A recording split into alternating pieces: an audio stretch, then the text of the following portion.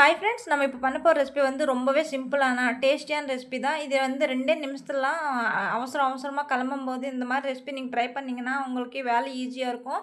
அதே மாதிரி பாருங்கள், நான் வந்து உருளைக்கிழங்கு வந்து நல்லா வேக வச்சு மேஷ் பண்ணி வச்சுருக்கேன். அதே மாதிரி கடாயில் வந்து கொஞ்சம் எண்ணெய் விட்டுட்டு அதில் வந்து கொஞ்சம் கடுகு, சீரகம், கொஞ்சம் உளுந்தம் பருப்பு போட்டுக்கோங்க. இதோட ஃப்ளேவர் வந்து நல்லா டேஸ்ட் கொடுக்கும். அதே மாதிரி கொஞ்சம் பெரிய வெங்காயம், பச்சை மிளகாய் 1, அதே மாதிரி காரத்துக்கு தகுந்த மாதிரி நீங்கள் வரமிளகாவும் போட்டுக்கோங்க. 2ம் நல்லாயிருக்கும். நீங்கள் ஏதாவது வேணும்னா ஒன்று போட்டுக்கலாம். அதே மாதிரி கொஞ்சம் கறிவேப்பிலை, ஒரு இடித்த பூண்டு போட்டுக்கோங்க. இதோட ஃப்ளேவர்ஸு அரோமா வந்து ரொம்பவே டேஸ்ட் கொடுக்கும்.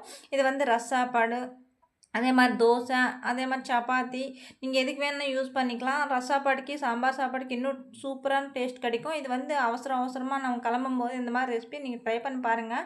இது வந்து ரொம்பவே ஃபேமஸான ஸ்பெஷலான டிஷ் தான். இது இது வந்து உருளைக்கிழங்கு பிட்டுன்னு சொல்லுவாங்க, இல்லை உருளைக்கிழங்கு நம்ம வந்து பொரியலான்னு சொல்லுவோம். இது வந்து ஒவ்வொரு ஏரியாவில் வந்து உருளைக்கிழங்கு பிட்டுன்னு சொல்லுவாங்க. ரொம்பவே ஸ்பெஷலான டிஷ் தான். பிடிச்ச லைக்